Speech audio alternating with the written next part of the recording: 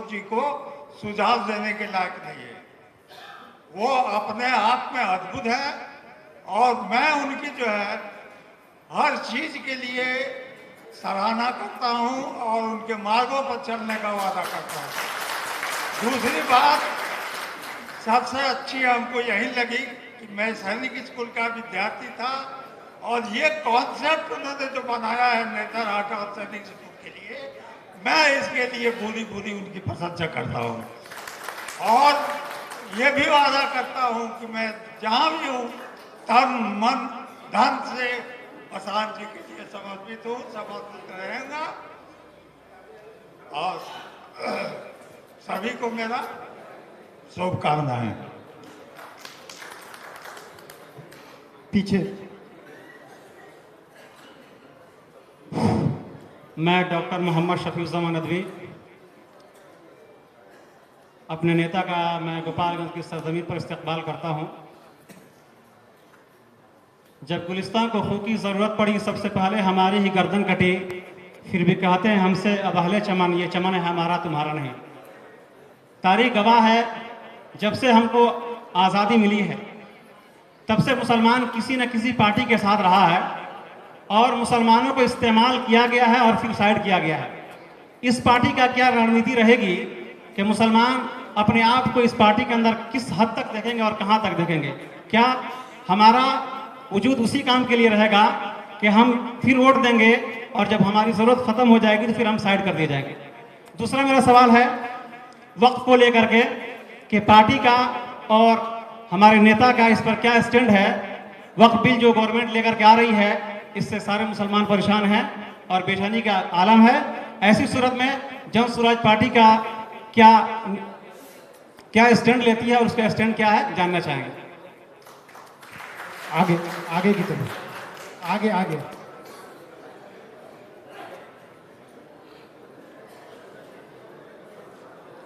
श्री प्रसाद किशोर जी का और मंच पे आसीन सभी माननीय लोग का गोपालगंज की धरती पर स्वागत है। मेरे दो प्रश्न हैं। हिंदुस्तान में आज से 12-14 साल पहले एक छोटा सा पेड़ लगाया गया था जिसका नाम है व्हाट्सएप इंडस्ट्री।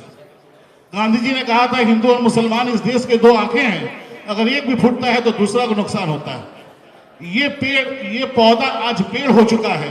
हिंदुस्तान की राजनीति को या गंगा जमुनी तहजीब कह लीजिए, उसको निस्तनाबूद करने पे आमादा है। आप इस चीज को कैसे टैकल करेंगे? दूसरी बात, हम जहां भी इकट्ठे होते हैं बड़ी बड़ी बातें करते हैं, हम ये प्रोग्रेस करेंगे, वो प्रोग्रेस करेंगे, लेकिन आखिर में जाके हम जातिवाद या धर्म पे बढ़ जाते हैं। बातें तो बहुत करते हैं। आरजेडी के पीछे यादव खड़े हैं, जेडीयू के पीछे कुर्मी खड़े हैं, बीजेपी के पीछे उनकी पार्टी खड़ी है। जन स्वराज का मैं विचार जानना चाहूंगा, इनके पीछे कौन खड़े हैं? क्या ये लोग जो खड़े हैं यहाँ पे, ये मजहब और जाति के नाम पे नहीं बटेंगे? ये लोग संकल्प लेते हैं कि एक नए हिंदू बिहार का निर्माण में ये भागीदार होंगे और इलेक्शन के एक दिन पहले ये जाति और धर्म में नहीं बटेंगे। शुक्रिया।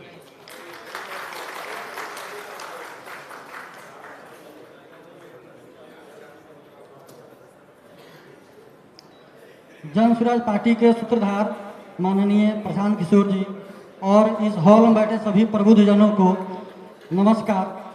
मेरा प्रश्न प्रशांत जी से है कि प्रशांत जी लगातार पलायन, बेरोजगारी और उद्योग से संबंधित प्रश्न उठाते रहे हैं, जबकि इसी बिहार में लगभग 1500 से 2000 अरवा राइस मिल सरकार के एक नीति के कारण पिछले 2 वर्षों से बंद पड़े हुए हैं। सरकार के द्वारा पिछले वर्ष बिजली लगाने, FRK मशीन लगाने संबंधी कई दिशा निर्देश जारी किए गए। सभी मिलर लगाए भी, परंतु लगाने और सरकार के पास निबंधन कराने के 10 दिनों के बाद अचानक फरमान जारी किया जाता है कि हम लोग अरवा चावल नहीं लेंगे, केवल उसना चावल ही लेंगे, जिस कारण लगभग 1500 से 2000 मिल पूरे बिहार में बंद पड़े हुए हैं और प्रत्येक मिल से लगभग 50 से 100 परिवार सीधे तौर पर रोजगार से जुड़े हुए थे। तो क्या प्रशांत किशोर जी से हम लोग यह उम्मीद कर सकते हैं कि जो भी परिवार बेरोजगार हुए हैं, मजदूर या जो 1500 से 2000 मिलर हैं, जो अपना 1 से 1.5 करोड़ रुपया निवेश करने के बाद भी रोड पे घूम रहे हैं, उनके लिए कुछ सोचने का विचार करेंगे? नमस्कार। दाहिनी तरफ में भी अगर कोई सवाल है तो आप हाथ उठा सकते हैं। हमारी दाहिनी तरफ बहुत सारे प्रबुद्धजन बैठे हुए हैं। हेलो, मेरा नाम एडवोकेट रजनीश कुमार द्विवेदी पड़ेगा। मेरा आपसे 2 क्वेश्चन है कि हम गोपालगंज जिले से हैं, तो हमारे यहाँ गंडक नदी जो है बहुत ज़्यादा त्रासदी करती है यहाँ पे। हमारे बिहार में जो है, सबसे पहले सर हम बताना चाहेंगे कि सर का एक स्लोगन था, हम लोग जूरिस्प्रूडेंस पढ़ते हैं तो उसमें डीन रास्कोम्पाउंड थ्योरी का जो है बताया गया है कि सबका साथ सबका विकास, जो कि बीजेपी के द्वारा बताया गया था कि सबका साथ सबका विकास। सर का है कि सही लोग, सही सोच, सामूहिक प्रयास। हमारे बिहार में एक साइड जो है, जब गंगा नदी बहती है तो गंगा नदी के पीछे साइड में जो है पूरा सुखाड़ रहता है और इस साइड में बाढ़ रहता है। 2 कारण है सर।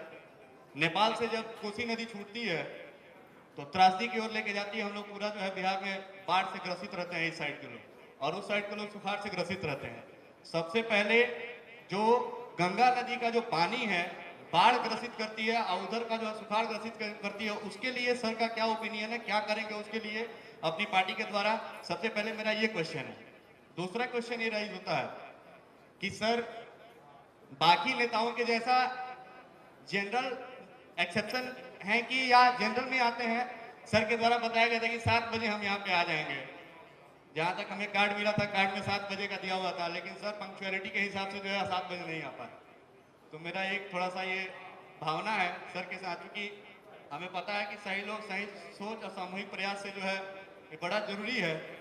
तो इसलिए मेरा 2 चीज़ है कि एक तो पंक्चुअलिटी में मुझे नहीं दिखा, दूसरा चीज़ कि हमारा जो दूसरा क्वेश्चन है, जो बाढ़ ग्रसित एरिया है हम लोग का, इस पे आपका क्या कार्यवाही होगा यहाँ पे? सबसे पहले ये मेरा मुझे जानना बहुत जरूरी है। धन्यवाद। प्रशांत किशोर जी को नमस्कार। हेलो, मैं और जितेंद्र कुमार ओझा और उपस्थित सभी जनों को मेरा नमस्कार। मेरा नाम कमलेश त्रिपाठी है। मैं भारत सरकार का ऊर्जा मंत्रालय का रिटायर्ड मैकेनिकल इंजीनियर हूं। सभी लोग दावे करते हैं बिहार बदल देंगे, बिहार में विकास ला देंगे, ये रोड और बिजली का विकास का गीत गाते हैं। ये 10 साल पहले का पुराना चैप्टर हो चुका है। मैं पावर इंजीनियर फेडरेशन का सेक्रेटरी था, ऑल इंडिया लेवल का। मैं घूमता था गुजरात, महाराष्ट्र, आंध्र प्रदेश, हैदराबाद, मद्रास, और वहां के विकास को देखने के बाद मुझे शर्मिंदगी लगती थी कि हमारा विकास बहुत पीछे हैं हम लोग। चाहे हेल्थ इंफ्रास्ट्रक्चर की बात करें या क्वालिटी एजुकेशन की बात करें या इंडस्ट्रियल डेवलपमेंट की बात करें। एक छोटा सा चीज, एक ट्रांसफार्मर जो हर जिला, हर गांव, हर शहर के लिए एक आवश्यकता है, एक नीड है। हमारे यहाँ कहीं कारखाना नहीं है, 1-2 है मात्र। जो केबल इंडस्ट्री है, जो तार लगता है, हम लोग हैदराबाद, मद्रास और गुजरात, महाराष्ट्र से मंगाते हैं। हमारे यहाँ बनने का कोई प्रोविजन नहीं। छोटी छोटी चीजें जिसके लिए हमको दूसरे स्टेटों पर निर्भर करना पड़ता है। इसीलिए मेरा ये सवाल होगा प्रशांत किशोर जी से, हम जनसुराज को क्यों चुने? आपकी नीतियां क्या हैं? उसके दूरगामी प्रभाव क्या हैं? विकास में आपका योगदान का रोड मैप क्या है? इंफ्रास्ट्रक्चर को बढ़ाने का आपका रोड मैप क्या है? हेल्थ सिस्टम में बदलाव लाने का। यहां भी लोग बोलते हैं अस्पताल खुल गई बा, 300 बेड के अस्पताल खुल गई बा, रात में जाए तो डॉक्टर है साहब नहीं। अब चल जाइए साउथ में, 12 बजे रात में जाइएगा, डॉक्टर हाजिर है, नर्स हाजिर है, सब हाजिर है तो अस्पताल यहां भी। कुछ हम लोगों की सोच की विकृति और कुछ सिस्टम की खामियां। सस्पेंड हो गई, बड़ा घूस देके खैर बहाल हो जाए, मारा मत जाए बेरा। ये इन सब चीजों पर आपका नीति क्या है, कैसे इन चीजों को आप मैनेज करेंगे। गुजरात चले जाइए, गांव गांव में हमने देखा,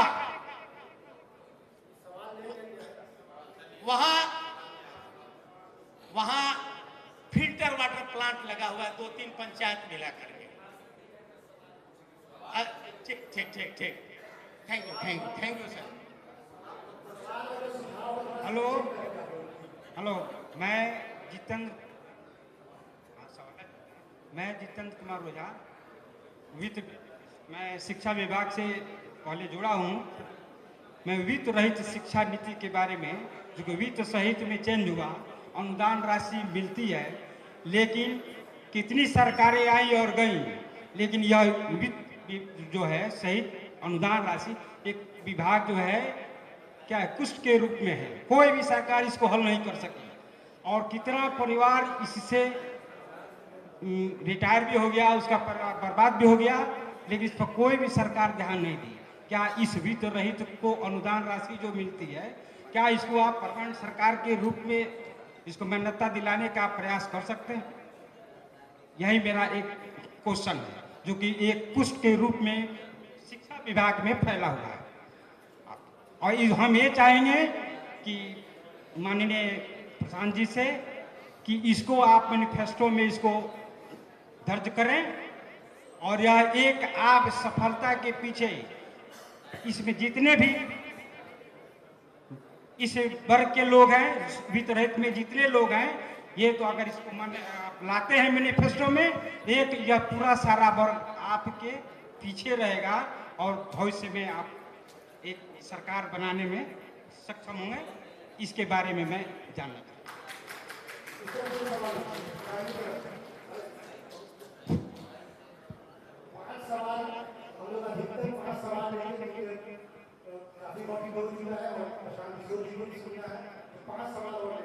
ओके, तो मैं दिवाकर कुमार वर्मा, यहाँ पे गोपालगंज में अर्थ क्लासेज नाम से मैं इंस्टीट्यूट चलाता हूँ अपने पार्टनर निशांत त्रिवेदी जी के साथ, और काफी मैं एडमायर करता हूँ प्रशांत जी को, मैं काफी दिनों से फॉलो भी करता हूँ। और मेरा 4 ऐसा पॉइंट है जिस पे मैं चाहता हूं कि सर आप अपना विचार दें। बिहार को गर्त में ले जाने वाले 4 ऐसे चीजें हैं जिसमें काम नहीं हुआ है पिछली सरकारों के द्वारा। पहली जो सबसे इंपॉर्टेंट चीज है वो है एजुकेशन। यहाँ पे सर एजुकेशन की स्थिति बहुत ज्यादा खराब हो चुकी है। इस पे आपका टेक क्या है ये मैं जानना चाहूंगा, और मेरे ख्याल से सभी लोग जो यहाँ पे उपस्थित हैं वो जानना चाहेंगे। खास तौर पे अगर मैं चूंकि इसी फील्ड से हूँ, एग्जामिनेशन सिस्टम तो इतना बेकार है कि मतलब चीटिंग वगैरह टॉप पे है। तो इसको सुधारने के लिए सर के पास क्या प्लानिंग है, पहली चीज। दूसरी चीज जो इसने बिहार का बहुत ज्यादा नुकसान किया है वो है कास्टेइज्म। तो कास्टेइज्म पे सर का क्या टेक है?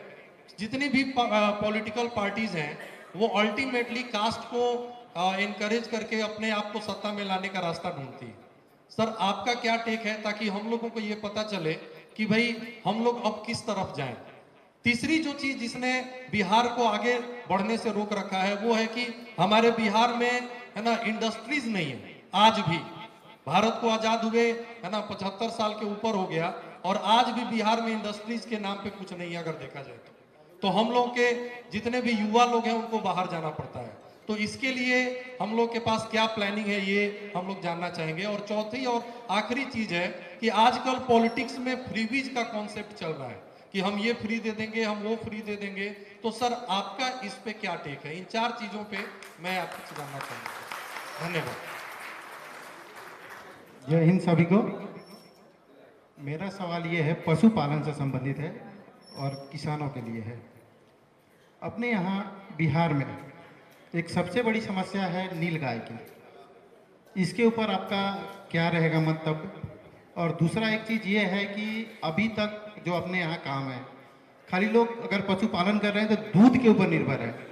जो विजन मेरे पास है आपसे कुछ संबंधित, और आपका जो विजन है कि पलायन रुक जाए, उससे इसके बाई प्रोडक्ट पे अगर हम जाए तो बहुत सारी चीज़ें कर सकते हैं और बहुत सारा पलायन रुक सकता है। इस पे अगर आपकी सरकार आती है तो क्या रहेगा आपका दिशा निर्देश? ये थोड़ा सा हम जानना चाहेंगे।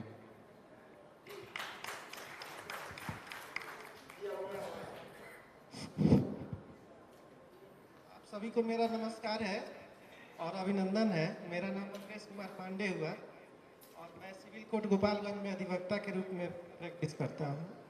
मेरा जो सवाल है आज का, वो हमारे जो अध्यक्ष साहब हैं प्रशांत किशोर जी और हमारे जो जिले के वाईबी गिरी जो है उपाध्यक्ष जो बिहार के हैं, उनसे डायरेक्ट है।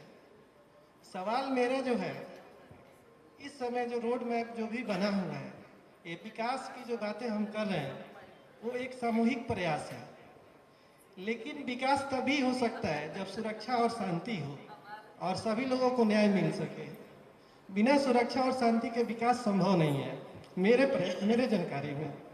तो मेरा सवाल है कि आए दिन जो हत्याएं हो रही है, हम न्यूज़पेपर पढ़ रहे हैं कि जो गृह राज्य मंत्री हैं उनके भगने का हत्या हो गया। आज कोई सुरक्षित नहीं है और न्यायालयों में हम जाते हैं तो एक एक पीढ़ी समाप्त हो जाती है। तो सुरक्षा और न्याय के लिए जो हमारे जन सुराज का जो है रोड मैप, उससे हमें अवगत कराएं कि उसके लिए क्या प्रयास कर रहे हैं ताकि लोग सुरक्षित हो पहले, तब विकास की हम बात करें। मैं विमलेंदु कुमार द्विवेदी अधिवक्ता हूँ। मेरा प्रशांत जी से 2 सवाल है। पहला सवाल कि सही लोग सही सोच सामूहिक प्रयास आपका स्लोगन है, तो सही लोगों की पहचान करने का आपका नजरिया क्या है, इसे जरा स्पष्ट कर दें। दूसरा सवाल कि हम अधिवक्ताओं के लिए आपके पास क्या विजन है, इसको भी जरा स्पष्ट कर दें। एक मिनट सर। माननीय प्रशांत किशोर जी और सभा में आए सभी साथीगण, बिहार का विकास तो होगा तभी होगा जब गोपालगंज का विकास होगा। और प्रशांत किशोर जी से हम चाहेंगे कि हर जिला की समस्या अलग है, गोपालगंज की समस्या भी अलग है। तो एक मैप अगर बिहार का बनाते हैं और इस योजना को आप लागू कीजिएगा तो कुछ जगह का विकास होगा, कुछ जगह वही चला जाए जो आज 50 साल पीछे गोपालगंज चल रहा है। यहाँ 2 NH है, लेकिन अंतर्राज्यीय बस अड्डा आज तक नहीं खुल पाया। बड़ी लाइन की सुविधा है, लेकिन ट्रेन जाने के लिए हमको सिवान या गोरखपुर जाना पड़ता है। हवाई अड्डा है, गोरखपुर जाइए या पटना जाइए। और वही कारण है कि यहाँ के व्यवसायियों का विकास, यहाँ पे व्यवसायी मारे जाते हैं, छोड़ रहे हैं गोपालगंज। मैं यहाँ जिला चैम्बर ऑफ कॉमर्स का अध्यक्ष हूँ, संजीव कुमार पिंकी मेरा नाम हुआ। और इन सारे चीजों को देख के लगता है कि पूरे बिहार के विकास की बात सारे लोग कर रहे हैं, लेकिन हम समझते हैं कि हर जिला का अलग अलग प्रॉब्लम है। उस प्रॉब्लम को आप पहले बार आए थे, मेरी आपसे मुलाकात भी है, जो मानिकपुर गांव में हुआ था आपकी बैठक, फर्स्ट आपके पदयात्रा से पहले। उस समय आपने कहा था कि मैं हर जिला में इसलिए घूम रहा हूं कि वहां की समस्या से अवगत हूं और उस समस्या का निदान मैं उसके हिसाब से करूंगा वहां पर। इसी तरह का मोटो, और इसीलिए हम लोग प्रभावित भी हुए और आपकी विचारधाराओं का फॉलो भी करते हैं और चाहेंगे कि उसी तरह जब आप आइए तो हर जिला का अलग अलग विकास का एक फॉर्मेट तैयार हो और उस तरह से उस जिले का विकास हो कि आज गोपालगंज भी, जो हम लोग दिल्ली, बॉम्बे, कलकत्ता जाते हैं और देखते हैं कि यहाँ सब कुछ है, हम लोग के यहाँ पूरे गोपालगंज स्टेशन पर जाइए, कहीं जाने के लिए आज सोचना पड़ता है कि हम क्या करें। तो इसके लिए एक अच्छा विचार, एक अच्छा फॉर्मूला बनाइए जिससे कि हर जगह, हर जिला का जो समस्या है उससे वहां के लोग अवगत हो और दूर हो सके। धन्यवाद। एक सवाल। मैं अरुण कुमार मिश्रा इस बरौली, इस गोपालगंज की पावन धरा पर माननीय प्रशांत किशोर जी का अभिनंदन करते हुए एक सवाल केवल पूछना चाहता हूं। हमारे यहाँ, हमारे बिहार के बच्चे बड़े से बड़े कंपटीशन का एग्जाम देते हैं, यूपीएससी, बीपीएससी, नीट, जेई, ये सारे एग्जाम रात दिन मेहनत करके वो तैयारी करके देते हैं और पेपर लीक मामले में वो बच्चे पीछे हट जाते हैं। हमारे माननीय प्रशांत किशोर जी इसके लिए कौन सी नीति बनाएंगे कि जो व्यक्ति मेहनत करता है, जो बच्चा मेहनत करता है, वो बच्चा अपने हक को प्राप्त कर सके। बहुत बड़ी समस्या हम इंटेलेक्चुअल के लिए है, हम टीचर्स के लिए है, इसलिए इस पर अपना ध्यान केंद्रित करते हुए इसका उत्तर देने का प्रयास करेंगे।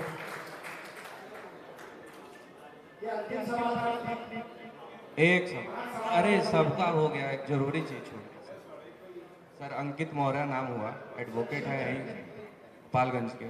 सर सबको याद किया गया, लेकिन हमारे किसान भाइयों को याद नहीं किया। किसान भाइयों के लिए क्या आपका राय है? दिन पे दिन सब कुछ डेवलपमेंट की बात करते हैं, लेकिन किसानी कोई नहीं करना चाहता है, जबकि हमारा जड़ और हम वहीं से आए हुए हैं। तो उसका क्या राय है सर? कैसे क्या किया जाए कि उनका सब कोई रुचि रखे खेती गृहस्थी में? आपका क्या राय होगा? मुझे लगता है कि जो भी रिलेवेंट क्वेश्चन थे सब आ गए हैं। अब आपके बीच प्रशांत किशोर जी है, एक बार जोरदार तालियों से उनका स्वागत करें।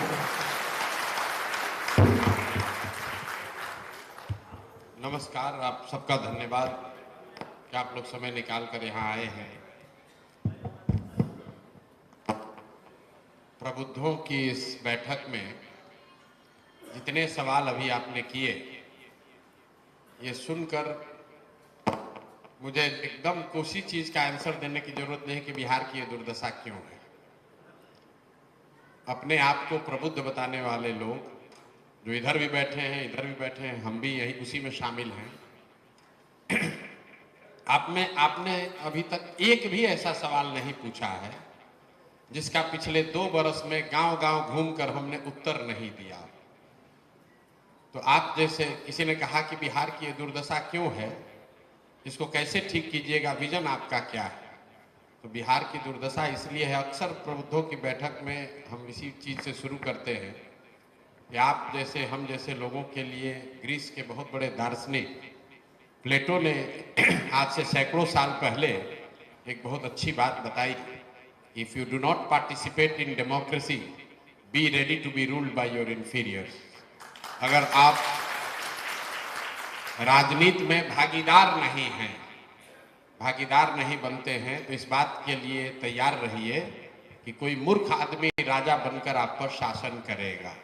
राजनीति में भागीदारी का मतलब ये नहीं है कि हर आदमी राजनीति में जाकर ज्वाइन कर ले और चुनाव लड़े, लेकिन अपने इर्द गिर्द होने वाली सामाजिक राजनीतिक घटनाओं के प्रति आप इतने अनभिज्ञ हैं कि आपको ये भी नहीं जानकारी है कि यहाँ पर क्या हो रहा है। और शहरों के प्रबुद्धों की तो हालत यह है कि यहाँ बैठे हुए 80% लोग वोट भी देने नहीं जाते। ये हम नहीं कह रहे, यहाँ का आंकड़ा कहता है।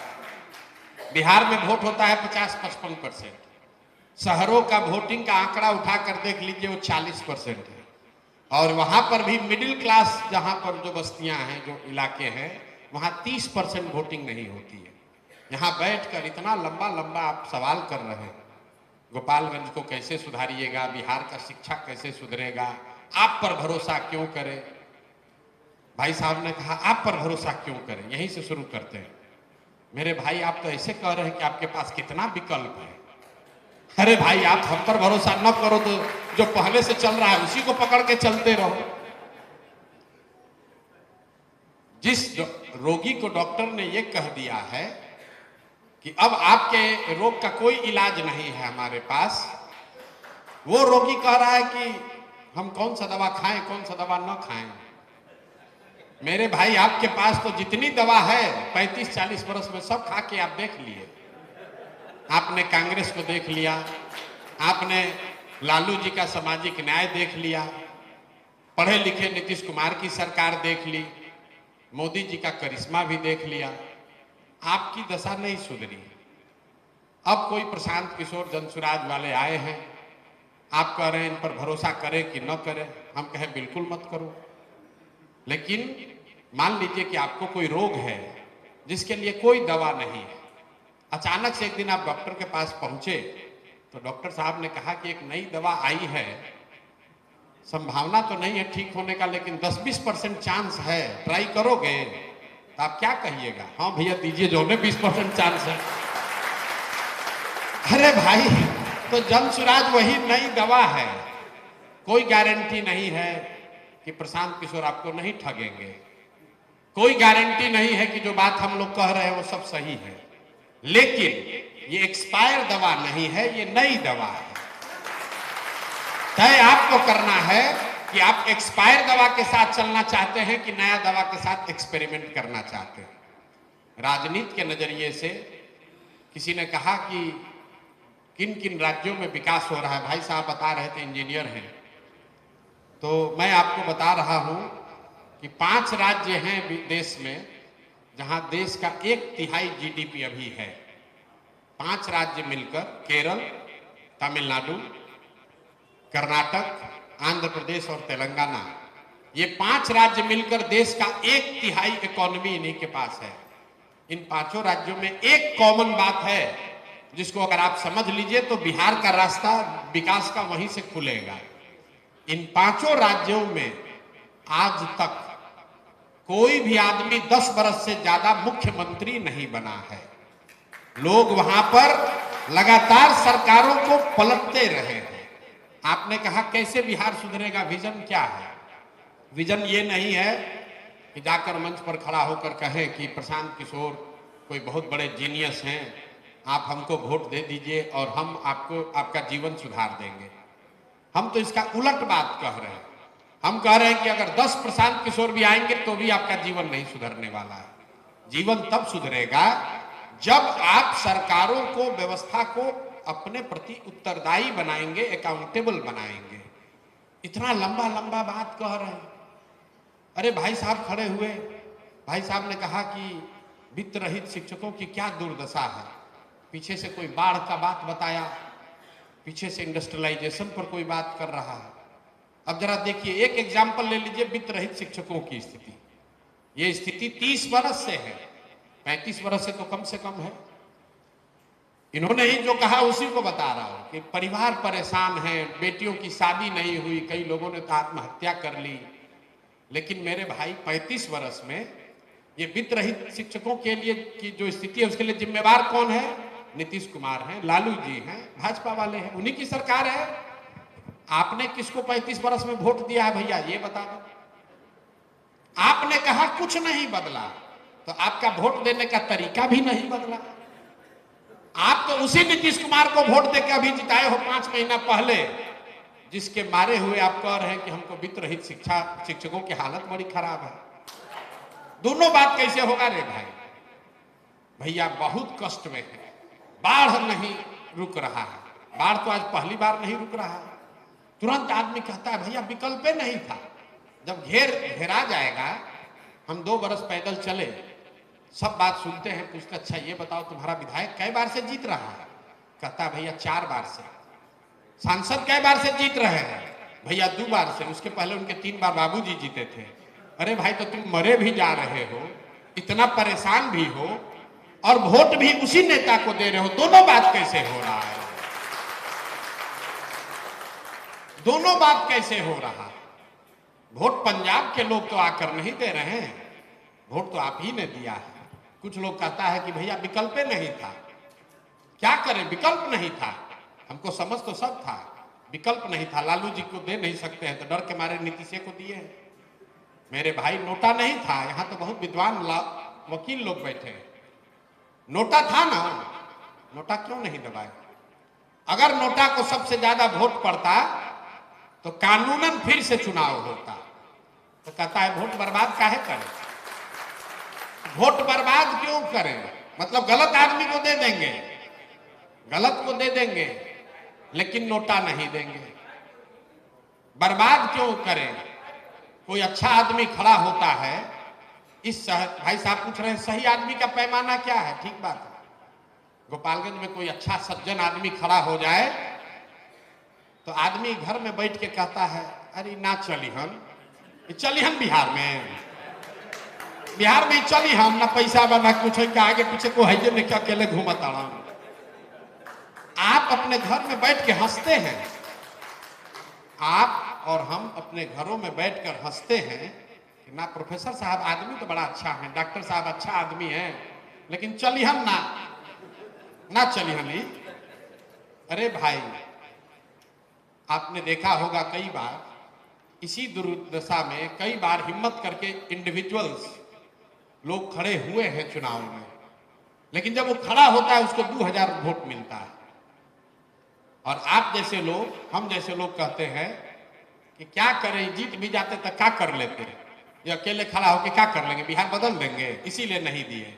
मेरे भाई जब आप और हम एक अच्छे आदमी को वोट नहीं देते हैं तो 100 अच्छे आदमी का राजनीति में आने का जो मनोबल है वो टूटता है कि भाई अच्छा आदमी को कोई वोट नहीं देता, कोई अच्छा आदमी को वोट नहीं देता।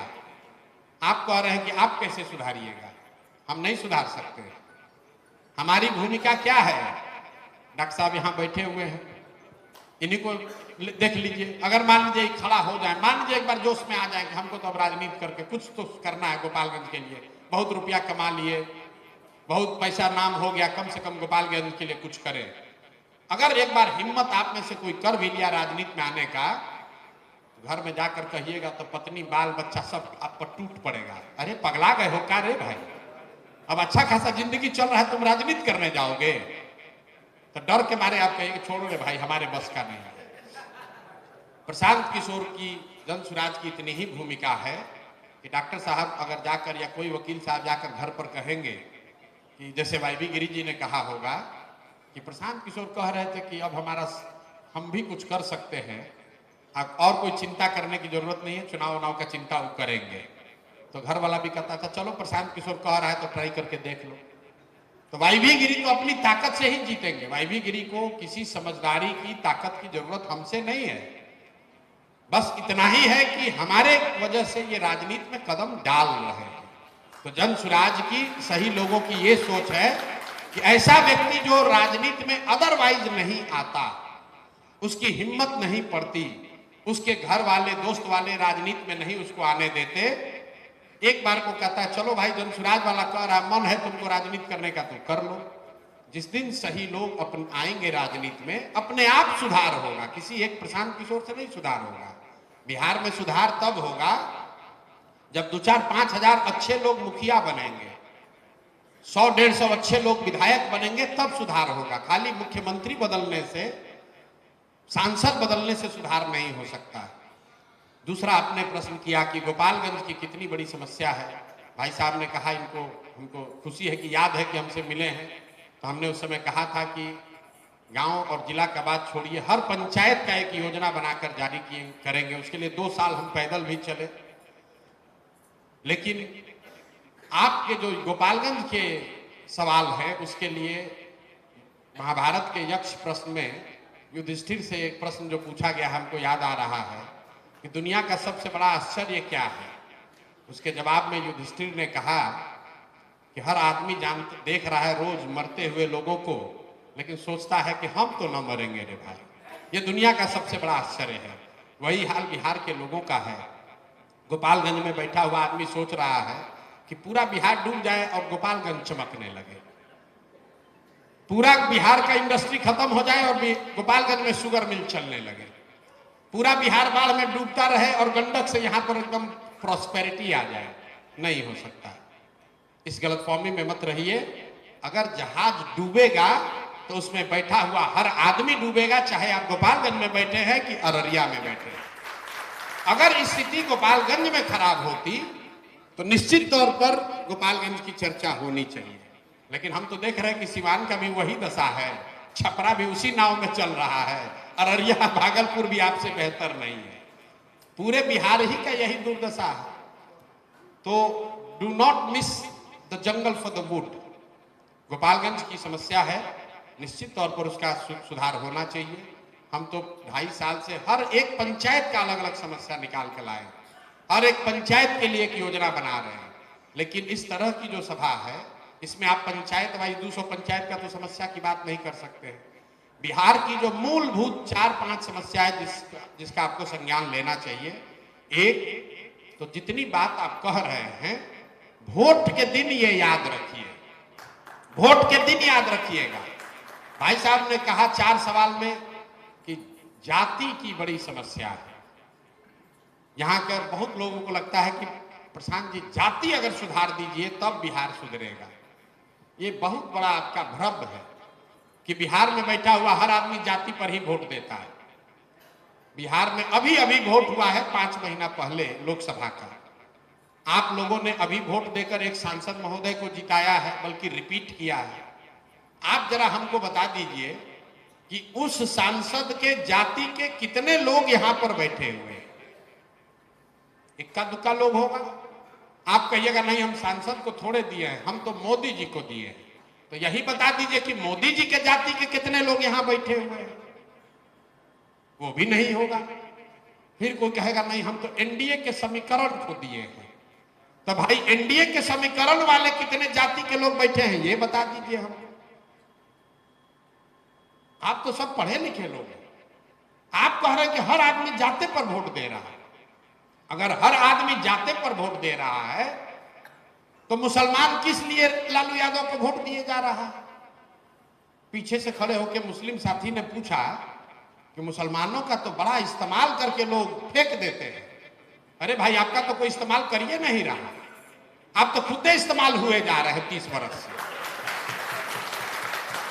किसने आपका इस्तेमाल किया है? आपसे तो कोई वोटों मांगने नहीं आ रहा है। आपका तो इतना दुर्दशा है कि आपसे तो कोई वोट मांगने भी नहीं आ रहा है। भाई बिहार में मुसलमानों की जो दुर्दशा है वो तो ऐसी है कि आपसे कोई वोट मांगने भी नहीं आ रहा है। आप खुद ठेका उठा लिए हैं कि जो मोदी को हराएगा उसको हम अपने जाके वोट देंगे, चाहे कुछ भी हो जाए। आप कह रहे हैं कि हमारा इस्तेमाल हो गया, आप तो नहीं कीजिएगा। अरे भाई कम से कम इतना सलाहियत तो पैदा कीजिए कि आपका कोई इस्तेमाल कर सके। आप तो खुद ही बिके जा रहे हैं। फ्री का जो माल है उसके लिए किसी को पैसा देने की क्या जरूरत है? मुसलमानों ने अपने वोट को फ्री का माल बना दिया, बुरा नहीं मानिएगा, फ्री का माल बना दिया। इन्होंने कहा वक्त पर आपका क्या नजरिया है? हमारा नजरिया तो हम रोज बता रहे हैं, उसके खिलाफ में है। लेकिन आप ही के जरिए, इस मंच के जरिए उन मुसलमान भाइयों से जरा पूछना चाहते हैं जो आज नीतीश कुमार के साथ पार्टी में बैठे हुए हैं, इस चक्कर में कि मदरसा में कुछ डोनेशन आ जाए, इस चक्कर में कि हज के कमेटी में हमारा नाम शामिल हो जाए। आप चाहते हैं कि आपकी लड़ाई, वक्त की लड़ाई कोई दूसरा लड़े और आप खुद उसके लिए आवाज नहीं उठाना चाहते। नीतीश कुमार एकमात्र ऐसे पॉलिटिशियन हैं, एकमात्र ऐसा दल है कि अगर आज वो चाह जाए आदमी तो वक्त का कानून रुक जाएगा। मोदी जी चाहे ना चाहे उससे फर्क नहीं है। हम क्या चाहते हैं, राहुल गांधी क्या चाहते हैं, तेजस्वी यादव, ममता बनर्जी क्या चाहते हैं, उसका कोई असर नहीं है। 12 सांसद नीतीश कुमार का अगर वोट न दे तो वक्त पर कानून नहीं बनेगा। आप पूछते हैं कि क्या रास्ता है? रास्ता अभी आपको ओपनली बता देते हैं। नीतीश कुमार की पार्टी में जितने मुस्लिम नेता हैं छोटे बड़े, एक बार जरा वो कहें तो कि नीतीश बाबू आप वक्त के पक्ष में वोट दोगे तो पार्टी से इस्तीफा दे देंगे। किसी ने नहीं कहा। किसी को एमएलसी बनना है, किसी को वजीफा लेना है, किसी को डोनेशन लेना है। सब आदमी सोच रहा है कि हम लूट के अपना घर भर लें और बाकी सब ईमानदार हो जाए। क्यों हम वक्त के लिए बोलेंगे भाई? और हमारे बोलने से फायदा क्या होगा? जब तक आप अपनी आवाज नहीं उठाएंगे, आपकी आवाज कोई दूसरा नहीं उठाएगा। आप वित्त रहित शिक्षक हैं, आप मोदी का झंडा लेकर घूम रहे हैं, आप नीतीश को वोट दे रहे हैं, 30 वर्ष से आपके बच्चों को पैसा नहीं मिल रहा है, फिर भी आप 1 मिनट भी नहीं सोचते हैं, जाकर उसी को वोट देते हैं और दूसरे से अपेक्षा करते हैं कि वित्त रहित शिक्षा पर अपना नियम, अपना विजन बताइए। काहे बताएं? अरे हमको तो मालूम है कि आप कहां वोट दीजिएगा। क्यों बताएं? क्यों बताएं भाई? ऐसा सवाल पूछते हैं। अरे भाई शिक्षा कैसे सुधारिएगा? जैसे लग रहा है कि कितना शिक्षा पर वोट दिए हैं आप। 5000 गांव में जितने जगह मैं भाषण की शुरुआत करता हूं, पहला सवाल ही आज तक मैं यही करता हूं, आज भी आपके यहां भी करके आ रहे हैं भोरे में, कि भाई ये बताओ कि और कुछ हो या ना हो, आपके गांव पंचायत में आपके बच्चों के लिए, दूसरों के लिए नहीं, आपके बच्चों के लिए पढ़ाई रोजगार का व्यवस्था होना चाहिए कि नहीं? सब आदमी ऐसे हाथ उठाता है जोर से। एकदम होना चाहिए भैया, पढ़ाई रोजगार काहे नहीं होना चाहिए? उसको नहीं मालूम है कि दूसरा सवाल क्या आ रहा है। तो हम पूछते हैं फिर उसको, अच्छा चलो भैया सब लोग अपना अपना बच्चा का चेहरा याद करो। आप देख लीजिएगा मेरा वीडियो, हम कहानी नहीं बना रहे, हर सभा में यही पूछते हैं कि अपने अपने बच्चों का जरा चेहरा याद करो और बताओ कि अपने बच्चों के पढ़ाई रोजगार के लिए जीवन में किस बार वोट किए थे। आज तक 5000 से ज्यादा गांव में कोई भी नेता, कोई भी पढ़ा लिखा आदमी, कोई भी अनपढ़, अगड़ा, पिछड़ा, हिंदू, मुस्लिम, गरीब, कोई आज तक हाथ नहीं उठाया है। कम से कम इतना गैरत बचा हुआ है, बच्चों के नाम पर लोग झूठ नहीं बोलते हैं, लोग नहीं बोलते, नेता तो बच्चा के नाम पर भी झूठ बोल देता है। लोग बच्चों के नाम पर कोई हाथ नहीं उठाता, कहता ना भैया ये तो नहीं किए, ये नहीं किए। जब आपने बच्चों के पढ़ाई रोजगार के लिए वोट नहीं दिया है तो पढ़ाई रोजगार होगा कैसे? आप कहिएगा कि अगर वो दे भी देंगे तो हो जाएगा, बिल्कुल होगा। आपने 5 किलो अनाज के लिए वोट दिया तो बिहार में कितना भी भ्रष्टाचार है, 4 किलो अनाज मिल रहा है। आपने मंदिर के लिए वोट दिया, आपने मंदिर के लिए वोट दिया तो अयोध्या में मंदिर बना है भाई। आपने इसी नीतीश कुमार को हमने बिजली के लिए वोट दिया, देखिए बिजली आई है।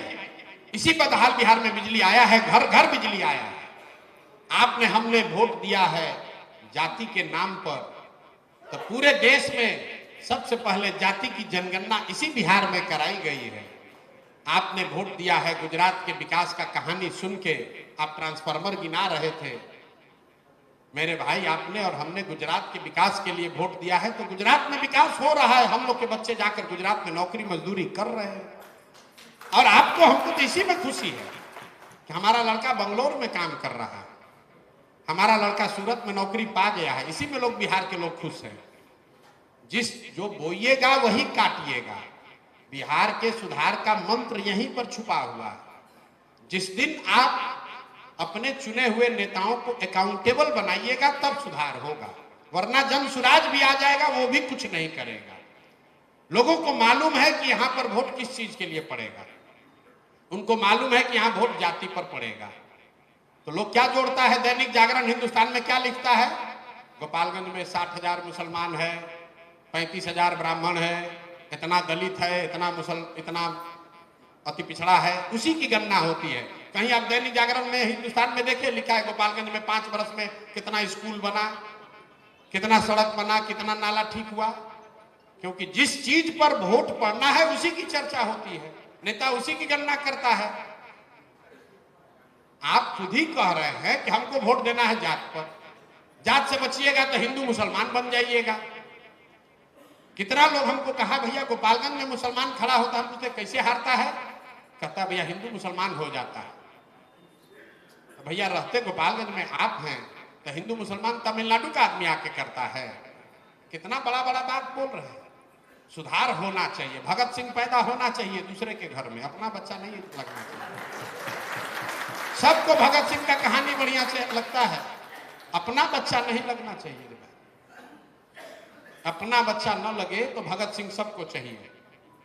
हिंदू मुसलमान हो रहा है, बड़ा गलत हो रहा है। गोपालगंज में कोई मुसलमान अच्छा आदमी खड़ा हो, आपने कहा सही आदमी कौन है, कोई अच्छा सज्जन आदमी मुसलमान खड़ा हो जाए जिसके साथ आप रोज बैठ के नाश्ता करते हैं, बात करते हैं, आपको विद्वान लगता है, इलेक्शन में खड़ा हो जाए तुरंत कहिएगा ना भाई मियाँ जी को वोट नहीं देना है। कैसे अच्छा आदमी आएगा आप बताइए? नहीं आ सकता है। जब तक आप और हम नहीं सुधरेंगे तब तक बिहार नहीं सुधर सकता है। हम गांव में जाते हैं, लोग कहता है बड़ा भ्रष्टाचार है, 2 बरस से सुन रहे हैं, बड़ा भ्रष्टाचार है। जमीन के सर्वे में भ्रष्टाचार है, दाखिल खारिज में भ्रष्टाचार है, कोई प्रमाण पत्र बनाना है उसमें पैसा लगना है।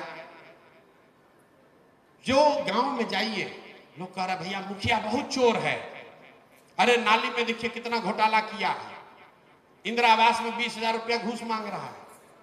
जब सब सुनते हैं पूछते अच्छा ये बताओ 3 बरस पहले मुखिया का चुनाव हुआ तब 500-500 रुपया लेके वोट बेचे आप, मुर्गा भात खाकर जात के नाम पर वोट दिए आप, 2-2 गो पाउच के पर वोट का सौदा किए आप, तो आपका मुखिया विधायक चोर नहीं होगा तो हरिश्चंद्र होगा। अरे भाई बिहार के आदमी का तो इतना दुर्दशा, उसको अपना वोट बेचने भी नहीं आ रहा है। 500 में अपना 5 वर्ष का जीवन बेच रहा है। बताइए मुर्गा भात खा के वोट पड़ रहा है कि नहीं पड़ रहा? काहे लंबा लंबा फेंक रहे हैं? भैया सुधार होना चाहिए। साहब को गंडक सुधारना है, किसी को गंगा को सुधारना है।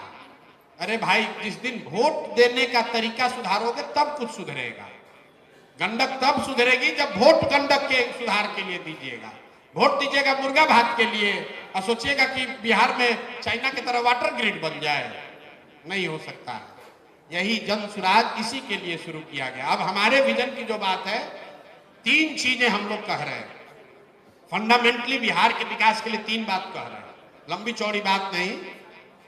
15 साल से कम उम्र के बच्चों को इतनी अच्छी शिक्षा दी जाए ताकि वो व्यवस्था पर बोझ ना बने। 15 साल का मतलब ये हुआ, साइंस ये कहता है कि अगर 15 साल मतलब 10वीं क्लास तक अगर आपने अच्छी पढ़ाई कर ली तो जीवन में कभी आप व्यवस्था पर बोझ नहीं बनिएगा, कुछ ना कुछ रास्ता निकालकर आप आगे अपना जीवन चला सकते हैं। तो जन सुराज की पहली सोच है कि 15 साल से कम उम्र के बच्चों को इतनी अच्छी पढ़ाई की व्यवस्था दी जाए ताकि वो आगे चलकर बिहार की व्यवस्था पर वजीफा के लिए, फ्री बीज के लिए, पेंशन के लिए, अनाज के लिए बोझ ना बने। ये शिक्षा सुधरेगी कैसे? इसके लिए 2 बातें बताई जा रही है फंडामेंटली। एक तो हर गांव में हर बच्चे तक अच्छा स्कूल पहुंचाने के बजाय हम लोग ये कह रहे हैं कि अच्छा स्कूल बनाइए और वहां बच्चों को पहुंचाइए। दुनिया में जितने अच्छे देश हैं शिक्षा के मामले में, अगर आप फिनलैंड जाइएगा, फिनलैंड का रैंकिंग पूरे दुनिया में नंबर 1 है। पीसा की रैंकिंग आती है जिसमें फिनलैंड नंबर 1 है। जितने स्कैंडिनेवियन कंट्री हैं, फिनलैंड, स्वीडन, डेनमार्क, जिसका भी आप नाम जानते हो, वहां जाकर देखिएगा उन्होंने क्या किया है। उन्होंने हर गांव में या हर शहर में स्कूल नहीं बनाया, उन्होंने स्कूल स्ट्रेटेजिक लोकेशंस पर बनाया और फिर बच्चों को स्कूल बस की सुविधा दी ताकि वो बस से बच्चे स्कूल तक पहुंचे। शहरों में ये चीज हो रहा है। शहर में स्कूल आपके मोहल्ले में बना है जरूरी नहीं है। आपको मालूम है कि शहर के बाहर एक बढ़िया स्कूल खुला है, आप अपने बच्चे को गाड़ी से, बस से रोज भेजते हैं, आधा घंटा में बच्चा आपका वहां पहुंच जाता है, वहां बच्चा पढ़कर आ रहा है। बिहार का अगर आप ठीक से अध्ययन कीजिएगा तो यहाँ जो अभी प्रखंड है 550 के करीब, हर प्रखंड में अगर 5 स्ट्रेटेजिक लोकेशंस पर अच्छे, बहुत अच्छे विद्यालय, नेतरहाट जैसे विद्यालय बना दिए जाए तो कोई ऐसा बच्चा नहीं है उस प्रखंड में जो कि 20 मिनट में स्कूल बस से उस बस स्कूल तक न पहुंच जाए।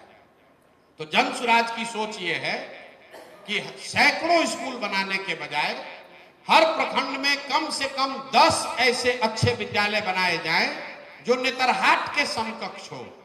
और ये 10 विद्यालय बनेगा कैसे? क्योंकि इतने विद्यालय बनाने का पैसा नहीं है सरकार के पास। आप किसी ने कहा आपके पास धन कहां से आएगा ये बताइए, रोज बता रहे हैं सर, आप सुन ही नहीं रहे। अगर हर प्रखंड में एक विद्यालय बनाना हो जो कि नेतरहाट के जैसा हो, नेतरहाट एक एग्जाम्पल के तौर पर बता रहे हैं क्योंकि वो भी सरकारी विद्यालय है, और एक नेतरहाट से 1500 से ज्यादा IAS IPS बने हैं और ज्यादातर नेतरहाट में पढ़ने वाले बच्चे निम्न या मध्यम वर्गीय परिवार के बच्चे रहे। एक प्रखंड में अगर एक नेतरहाट जैसा स्कूल बनाना हो तो हर साल करीब करीब 1500 से 1700 करोड़, 15,000 से 17,000 करोड़ रुपए का खर्च आएगा। तो बिहार सरकार का स्कूल का शिक्षा का बजट है इस साल का 60,000 करोड़ रुपया। तो हम लोग 2 बात कह रहे हैं कि 1/3 उसका पैसा हम लोग खर्च करना चाहते हैं ताकि हर साल एक प्रखंड में एक बढ़िया विद्यालय बन जाए, ताकि अगले 5 वर्ष में आपके प्रखंड में 5 नेतरहाट के समकक्ष विद्यालय हो।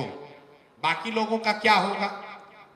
बाकी लोगों के लिए हम लोग ये कह रहे हैं कि जब तक सरकारी विद्यालय न बने, उतनी सुविधा न बने, तब तक आपको ये सुविधा हो कि आप अपने बच्चे को प्राइवेट स्कूल में भेजिए और उसका फीस, रेगुलेटेड फीस सरकार सीधे प्राइवेट स्कूलों को दे ताकि किसी के बच्चे को पढ़ाई के से मुफ्त महफूज ना होना पड़े।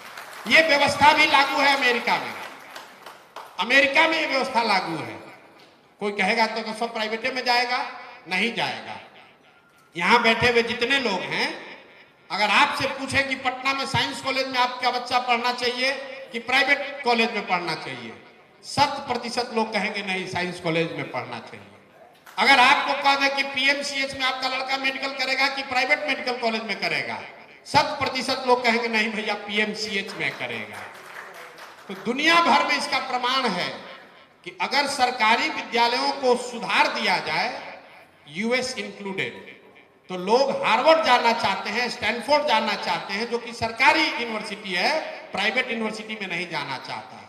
तो जन सुराज की जो सोच है कि अगले 10 वर्ष में हर प्रखंड में 10 अच्छे विद्यालय बनाए जाए। हम उनमें से नहीं है जो कह रहा है कि एक दिन में शिक्षा सुधार देगा, नहीं सुधर सकता।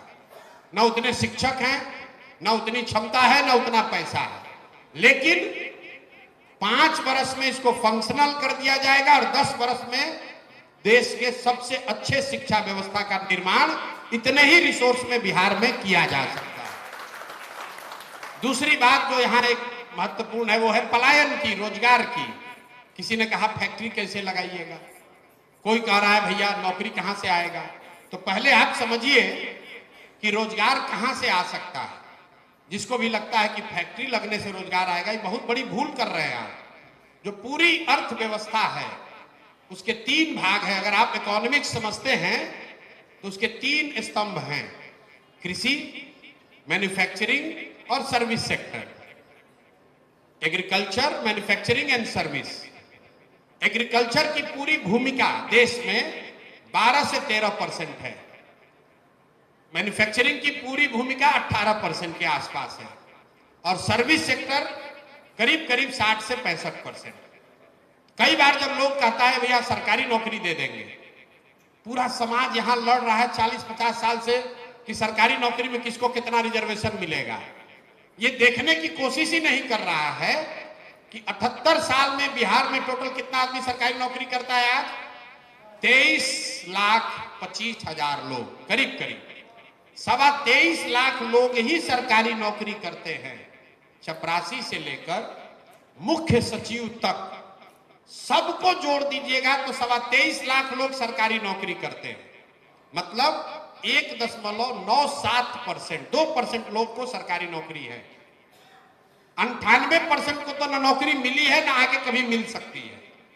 देश में 3% लोगों को सरकारी नौकरी है और उसी 2% के लिए पूरा समाज पिछला 50 वर्ष से लड़ रहा है कि रिजर्वेशन 10% ज्यादा होना चाहिए कि कम होना चाहिए। हम कह रहे भाई तुम 100% ले लो, तब भी तो 2% तुमको मिलेगा, 98% को फिर भी उससे लाभ मिलने वाला नहीं। यही वजह है कि आप देखिए अति पिछड़ा समाज है, दलित समाज है, रिजर्वेशन लग गया, उसके बावजूद उन कितने लोग IAS बन गए, कितने लोग अति पिछड़ा समाज से कलेक्टर बन गए? नहीं बन सकते। सरकारी नौकरी 2% लोगों को है। कुछ लोगों को लग रहा है फैक्ट्री लगने से सुधर जाएगा। अगर फैक्ट्री को, प्राइवेट सेक्टर को जोड़ भी दीजिएगा तो भी समाज का 25-30% से ज्यादा उससे कवर नहीं होता है। यहां पर अगर रोजगार लाना है, दुनिया में जहां पर भी रोजगार है वहां पर लोग खाली फैक्ट्रियों में काम करके नहीं रोजगार पाएगा। अमेरिका में 4% खाली बेरोजगारी है। इसका मतलब ये नहीं कि हर आदमी फैक्ट्री में काम कर रहा है। वहां रोजगार लाने का तरीका है पूंजी की उपलब्धता। अगर आपके पास पूंजी हो तो आपके पास रोजगार का साधन हो सकता है। अगर आपके पास पैसा है, नौकरी नहीं है, जमीन नहीं है, तो भी आप जाके एक मिठाई का दुकान खोल लीजिएगा, कुछ नहीं कीजिएगा, 4 गो गाय भैंस पाल लीजिएगा, कुछ न कुछ आप स्वरोजगार कर सकते हैं। तो बिहार की सबसे बड़ी समस्या है यहां पर पूंजी नहीं है। पूंजी क्यों नहीं है उसको समझिए और उसी को जनसुराज दूर करने की कोशिश कर रहा है। पूंजी के 2 स्रोत हैं। पहला स्रोत है पूंजी का जो आप कमाते हैं, कमाने के बाद, खर्च के बाद जो बच गया वो आपकी पूंजी हुई। दूसरा पूंजी का स्रोत है बैंक, जिसको आप कहते हैं अंग्रेजी में बोरोड कैपिटल। मान लीजिए कि आप 1 लाख रुपया कमाते हैं, 60,000 रुपया खर्च हो गया, 40,000 रुपया बच गया है, आपको घर बनाने का मन हुआ, गाड़ी खरीदना चाहते हैं, तो 40,000 रुपया आपका कैपिटल है और 2 लाख रुपया बैंक से लेकर गाड़ी खरीदते हैं। तो बिहार में प्रति व्यक्ति आय जो है वो है करीब करीब 35,000 रुपया सालाना। पटना और बेगूसराय को अगर हटा दीजिएगा तो यहां प्रति व्यक्ति आय है 25,000 रुपया सालाना। 25,000 रुपया का मतलब यह है कि यहां रहने वाले 100 में 80 आदमी, इसको याद रखिए, 100 में 80 आदमी दिन में 100 रुपया भी नहीं कमाता है। 100 में 80 आदमी दिन में 100 रुपया भी नहीं कमाता है। कुछ आदमी कह गए ऐसे ही बता रहे थे यहां तो मजदूरी 300 है, नहीं है। अगर मजदूरी 300 रुपए है तो उस घर में उसके बीवी बाल बच्चे मिलकर 5 लोग हैं, प्रति व्यक्ति 60 रुपया ही हुआ। उसको भी 30 दिन मजदूरी नहीं मिली, मजदूरी 15 दिन मिला तो उसको प्रति व्यक्ति 30 ही रुपए हुआ। तो यहाँ पर इतना जो 80% लोग जो हैं वो सब जी रहे हैं, सर्वाइवल है उनका, सिर्फ इतना ही कमा रहे हैं कि पेट भर जाए, पूंजी आएगा कहां से। दूसरी जो समस्या है, यहाँ बैंकों से क्रेडिट नहीं अवेलेबल है, कैपिटल अवेलेबल नहीं है। ये हमारा अपना सब्जेक्टिव आकलन नहीं है, आरबीआई इसको दिखाता है, रोज एक आंकड़ा जारी करता है हर 15 दिन पर, जिसमें यह बताया जाता है कि बैंकों से कितना पैसा क्रेडिट के तौर पर समाज को मिल रहा है, जिसको कहते हैं सीडी रेशियो। इसको 5 मिनट आपका दिमाग थोड़ा दुखेगा लेकिन सीख लीजिए। सीडी रेशियो का मतलब है कि कितना पैसा बैंकों में जमा हुआ और बैंक कितना पैसा वापस आपको ऋण के तौर पर दे रहे हैं, सबको, घर बनाने के लिए, पढ़ाई करने के लिए, बिजनेस करने के लिए। और ये आरबीआई आंकड़ा जारी करता है हर 15 दिन पर। पूरे देश में सीडी रेशियो है 70%, मतलब जितना पैसा लोग बैंक में जमा करते हैं उसका 70% पैसा बैंक वापस ऋण के तौर पर उसको देना है। इसको मॉनिटर करने के लिए देश में प्रधानमंत्री के स्तर पर, प्रधानमंत्री के चेयरमैनशिप में कमेटी है जो ये देखती है कि ये 70 से बहुत ऊपर नीचे न हो, बहुत ऊपर भी नहीं होना चाहिए, नीचे भी नहीं होना चाहिए। बिहार में सीडी रेशियो कितना है? 40%। आज से नहीं, 1990 से, 1990 से लेकर अभी तक बिहार में सीडी रेशियो है 40%। इसका असर क्या होता है? पिछले वित्तीय वर्ष में बिहार की गरीब जनता ने, टाटा बिरला ने नहीं, हमने आपने जो बैंकों में रुपया जमा किया, टोटल 4,21,000 करोड़ रुपया। याद रखिए, बिहार के लोगों ने बिहार के बैंकों में जमा किया 4,21,000 करोड़ रुपया। चूंकि यहां सीडी रेशियो है 40%, तो पैसा लोगों को तो वापस मिला कितना? 1,61,000 करोड़ रुपया। बाकी पैसा कहां गया? बाकी पैसा बैंकों ने क्या किया? बाकी पैसा बैंकों ने बिहार से उठाकर उन राज्यों में भेज दिया जिन राज्यों में तरक्की हो रही है। आंध्र प्रदेश में सीडी रेशियो है 105, कर्नाटक, गुजरात, तमिलनाडु, केरल में सीडी रेशियो सब 90 से ऊपर है, और बिहार में सीडी रेशियो है 40। आप अंदाजा लगाइए कि अगर हर साल 2 लाख करोड़ रुपया बिहार के लोगों को मिल रहा होता तो कितने ज्यादा लोग यहां पर बड़ा घर बनाते, कितने लोग गाड़ी खरीदते, कितने लोग बिजनेस धंधा करते। आप इसको उल्टा समझिए, जितने लोग आप यहां आए हैं ज्यादातर लोग गाड़ी से आया होगा। अगर बैंक से आपको गाड़ी खरीदने का लोन न मिले तो कोई ऐसा यहां आदमी नहीं होगा, इक्का दुक्का को छोड़कर, जो गाड़ी अपना पैसा देके सीधे खरीद ले। सब ने अपनी गाड़ी लोन पर बैंक से लिया हुआ है। ये कैपिटल की ताकत है। बिहार में चूंकि कैपिटल नहीं है, इसलिए कोई यहां रोजी रोजगार का तरीका नहीं है। आपको बाल काटने आता है, आपके पास 20,000 रुपया है, आपका मन हुआ कि हम आकर गोपालगंज में एक सैलून खोलें। आप आए तो पता चला सैलून खोलने में 1 लाख रुपया लगेगा। आप बैंक के पास गए, बैंक वाले ने कहा आपको लोन नहीं मिल सकता है, तो आप 20,000 रुपया कैसे खर्च करेंगे? आप 2,000 रुपया का बॉम्बे का टिकट खरीदिएगा, 5-7 हजार रुपया जाकर बॉम्बे में कोई खोली लीजिएगा, उसका किराया दीजिएगा, 2-4-5 हजार रुपया किसी नौकरी के दलाल को दीजिएगा ताकि आपको नौकरी मिल जाए। तो आपका जो 20,000 था वो भी गया। बाल काटने आपको पहले भी आ रहा था, अब आप पहले यहाँ पर अगर लोन मिलता तो आप सैलून चलाते, खुद भी कमाते, 4 आदमी को रोजगार देते। लेकिन क्रेडिट के अभाव में आप बॉम्बे में, दिल्ली में जाकर मजदूर बन गए। तो जो जन सुराज की सोच है, क्यों हम लोग कह रहे हैं कि साल भर में पलायन को रोका जा सकता है, उसके बस 2 ही कारण है। पहला कारण यह है कि अगर क्रेडिट की व्यवस्था को यहाँ 70-75 कर दिया जाए तो हर साल लोगों को करीब करीब 2 लाख करोड़ रुपया एक्स्ट्रा मिलने लगेगा। किसी टाटा बिरला महिंद्रा के आने की जरूरत नहीं है, आपका जो पैसा है वो आप तक जाने लगेगा। दूसरी बात, हम लोग कह रहे हैं पलायन रोकने के लिए कि मनरेगा को कृषि से जोड़ दिया जाए। पिछले वर्ष बिहार सरकार का मनरेगा का यूटिलाइजेशन है 39%। मतलब 100 रुपया अगर हम लोग भारत सरकार से ला सकते थे तो सिर्फ 40 रुपया लाए, 60 रुपया सरेंडर कर दिया। जो 40 लाए उसमें लूटपाट हुआ सो अलग, और लाखों लोग यहां से जा रहे हैं हरियाणा पंजाब में खेतों में काम कर रहे हैं। किसान अलग परेशान है। किसी ने सवाल उठाया कि किसान को यहां मजदूर नहीं मिल रहा है। तो हम लोग ये कह रहे हैं कि मनरेगा को अगर कृषि से जोड़ दिया जाए और हर भूमि धारक को ये विकल्प दे दिया जाए कि अगर आप धान गेहूं छोड़कर नकदी की फसल खेती करने लगे तो आपको मनरेगा का किसान मजदूर मुफ्त में मिलेगा।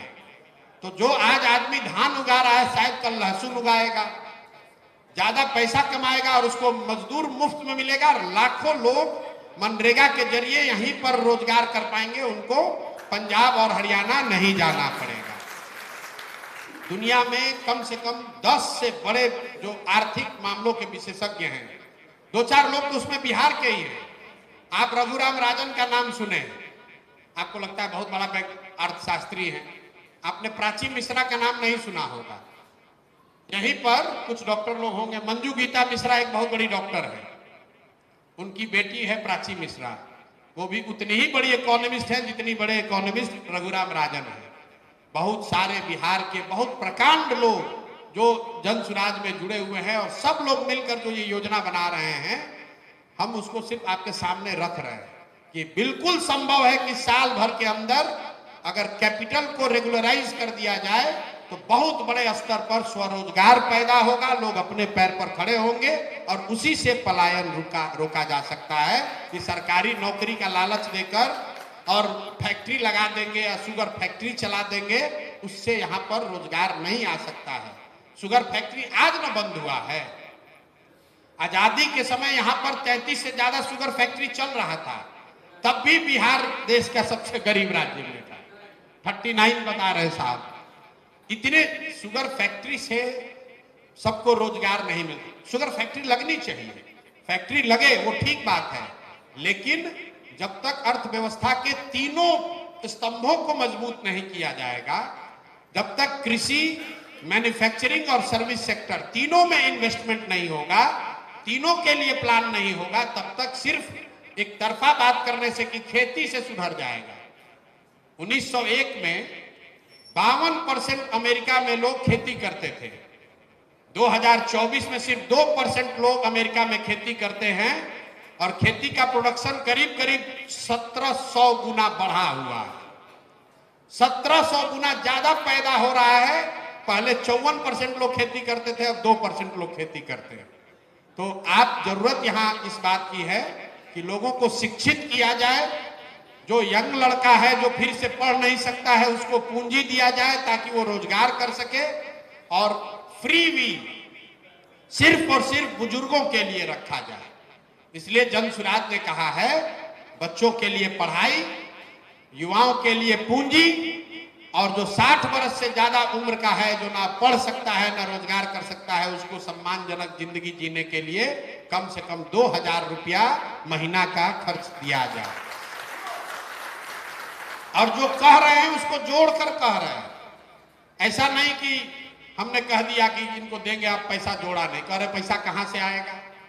मेरे भाई, बिहार सरकार का बजट है 3 लाख करोड़ रुपया, और अगर 60 वर्ष से ज्यादा उम्र के लोगों को 400 के बजाय 2000 रुपया दिया जाए तो करीब करीब 12,000 करोड़ रुपया एक्स्ट्रा खर्च आएगा। इसके मुकाबले आप देखिए, हम लोग के विद्वान आरजेडी के नेता, हम 9वीं फेल कहते हैं तो लोग कहता है हम बड़ा अपमान कर रहे हैं, तो उनको हम अब विद्वान ही कहते हैं। उन्होंने कहा कि हम सब महिला को 2500 रुपया दे देंगे। भाई, सबके हाथ में मोबाइल है, मोबाइल में कैलकुलेटर है। अगर आप खाली अपने कैलकुलेटर पर गणना करना शुरू कीजिए, बिहार में 6 करोड़ महिला है, बच्चियों को हटा दीजिए तो करीब करीब 5 करोड़, 5.25 करोड़ एडल्ट महिला होंगी। अगर आप 2500 रुपया महीना देंगे तो साल भर का बजट होगा 1,55,000 करोड़ रुपया। बिहार सरकार का अभी बजट आया है, योजना बजट है 1 लाख करोड़ का, टोटल बजट है 3 लाख करोड़, योजना बजट है 1 लाख करोड़ का। भाई साहब दे देंगे 1.5 लाख करोड़ रुपया, और पब्लिक वही सुनकर वोट भी देगी। अब फिर कहे कि हम तो ठगा गए। अरे भाई तुम नहीं ठगाओगे तो कौन ठगाएगा? 1 रुपया के जिसके पॉकेट में 1 रुपया है वो कह रहा है हम आपको 1.5 रुपया देंगे। आपको तो पहले कह रहा है कि हम तुमको ठगेंगे, लेकिन आपको सुनना ही नहीं है। अब फिर कहिएगा देखिए तेजस्वी जी भी कहे थे कि 2,500 देंगे, नहीं दिए। अरे भाई तेजस्वी जी से पूछिए तो कि भाई 5 करोड़ गुने 12 गुने 2,500 कितना होता है, कैलकुलेटर में जोड़ तो लो। 1.5 लाख करोड़ रुपया होता है। दिल्ली और गोवा को छोड़ दीजिए, दिल्ली और गोवा को छोड़ दीजिए तो देश का कोई भी राज्य, ये भ्रम में मत पालिएगा कि महाराष्ट्र में स्कीम चल रही है, नहीं चल रही है। दिल्ली और गोवा को छोड़कर कोई ऐसा राज्य नहीं है जो सारी महिलाओं को 2,500 रुपया हर महीना दे दे। किसी के पास इतना पैसा नहीं है। कहां से दे देगा? कहां से दे दीजिएगा भाई? संभव ही नहीं है। लेकिन पब्लिक यही सुनकर जाकर फिर वोट देगी और कहेगी हम तो एकदम ठगा गए। तो भाई अगर आप खुद ही अपना गला काट रहे हैं तो कोई आपको बचा नहीं सकता है। सुसाइड आप कर रहे हैं और दूसरे से पूछ रहे हैं कि हम काहे नहीं सुसाइड करें, बताइए। आप हमसे पूछ रहे हैं कि हम सुसाइड क्यों ना करें। अरे भाई एक बार और कर लो, एक बार और कूद, अभी तक नहीं मरे हो तो एक बार और कूद जाओ। 5 साल और कुछ आज कहता इस बार, अभी हमको लोग कह रहा है कि थोड़ा समय लगेगा। बात तो बढ़िया बता रहे हैं, लेकिन अभी 2-4-5 वर्ष और लगेगा। तो हम कहते ठीक बात, अभी पूरा नहीं कुचाए हैं, 5 वर्ष और कुचा लीजिए। तब अगर आंख खुलेगा तब अपने आप को विद्वान मान लीजिएगा कि अब हमको भरोसा हो गया प्रशांत किशोर पर। 5 वर्ष और कुचा जाएंगे और पीछे चले जाएंगे तब भरोसा होगा। भाई जगिए। सब सुनने के बाद लोग कहता है ना बात तो बढ़िया बता रहे हैं, हम लोग क्या करें, हम क्या आपकी मदद कर सकते हैं? मेरे भाई आप हमारी मदद क्या कीजिएगा? मदद हम पैसा चंदा लेते नहीं हैं और कोई सुविधा आपसे चाहते नहीं है। हम क्या कर रहे हैं? हम खड़े होकर गला फाड़ फाड़ कर आपको समझाने का प्रयास कर रहे हैं। आप भी यही कीजिए, गला मत फाड़िए, लेकिन दिन में कम से कम 5 को आदमी को सिखाइए कि भाई ये कोई मौका आया है, नई दवा आई है, एक बार ट्राई कर लो, तुम बचोगे हम लोग भी बचेंगे, न तो ऐसे ही गर्त में मर रहा है।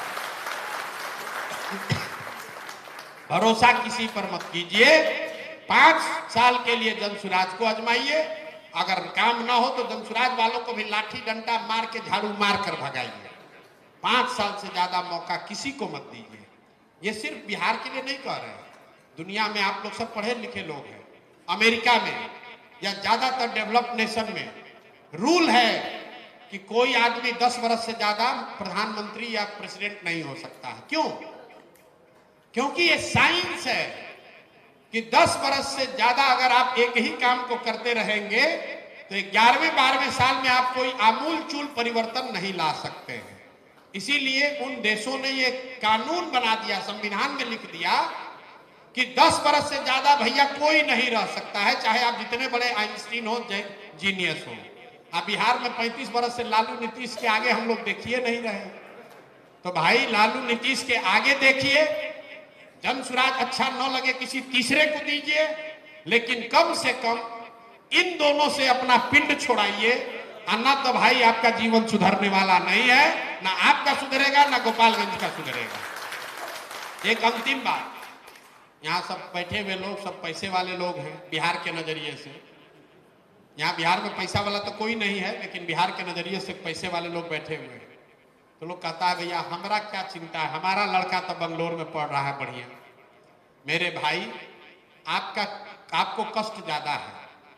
गरीब का बच्चा यहाँ जो पढ़ा लिखा नहीं, वो बाहर मजदूरी करने गया, जब वो थक जाएगा 50 साल का हो जाएगा तो आएगा वापस रहने यहाँ अपने गांव में। लेकिन आपके हमारे बच्चे जो पढ़ लिख कर यहाँ से नौकरी करने बंगलोर चले गए, दिल्ली चले गए, नोएडा चले गए, लिख के ले लीजिए वापस वो बिहार आने वाला नहीं है।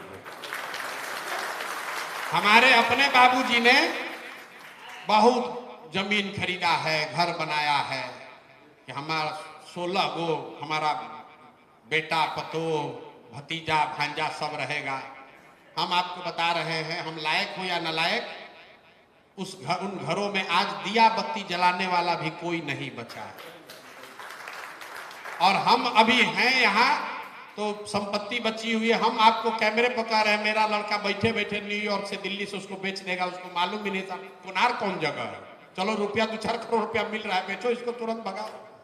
तो जो रात दिन आप लगकर पैसा कमा रहे हैं, घर बना रहे हैं, सपने संजो रहे हैं, यहाँ बेटा रहेगा, यहाँ नाती खिलाएंगे, कुछ भी आपके हाथ नहीं रहने वाला है। आपकी ज्यादा जिम्मेवारी है कि इसको सुधारिए, नहीं तो गरीब का बच्चा तो फिर भी लौटेगा, आपका बच्चा लौटने वाला नहीं है। और आपका लड़का बहुत लायक है, बुढ़ापा में भगवान न करे बीमार पड़ जाइएगा तो यहाँ अस्पताल भी नहीं है, लड़का वही बंगलोर और दिल्ली में ले जाकर रखेगा, आपको यहाँ कोई व्यवस्था नहीं मिलेगी। इसीलिए मैंने कहा कि अगर जहाज डूबेगा तो सब लोग डूबेंगे।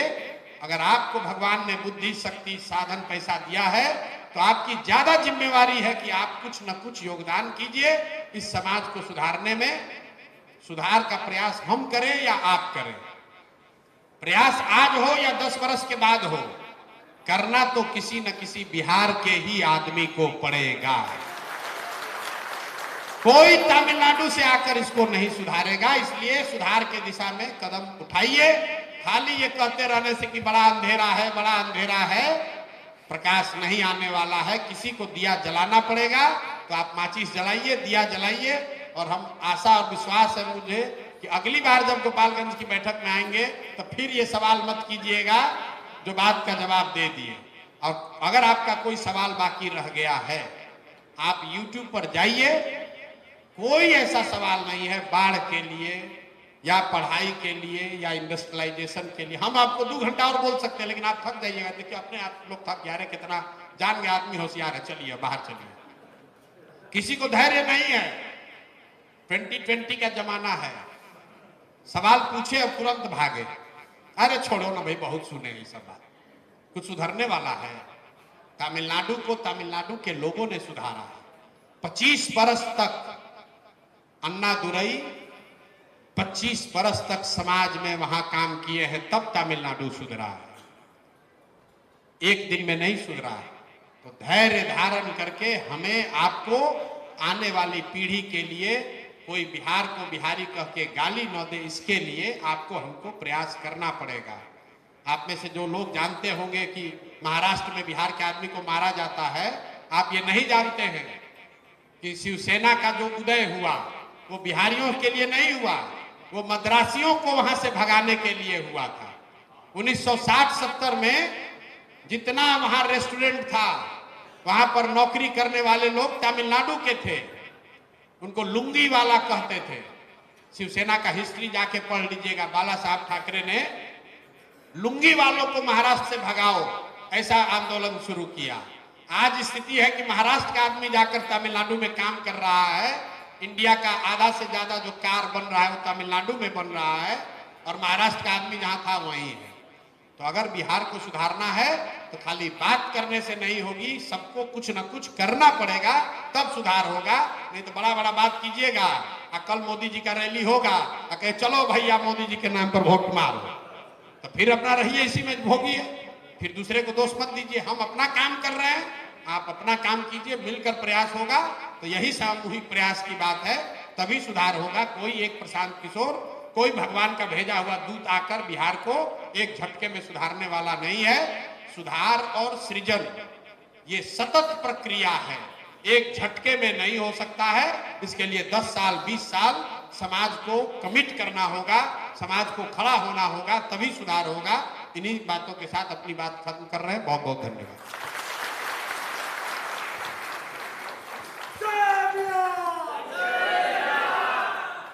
आप लोगों को एक विशेष सूचना मैं दे रहा हूं।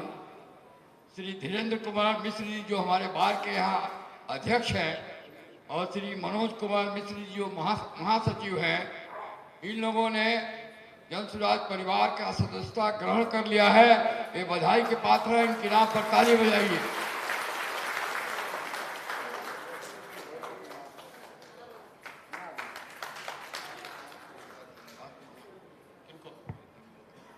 नहीं, सबको धन्यवाद दे रहे हैं जितने लोग मंच पे बैठे हैं, आपका भी, और जो लोग सामने बैठे हैं आपका भी। ठीक, जितने भी प्रबुद्ध जन आए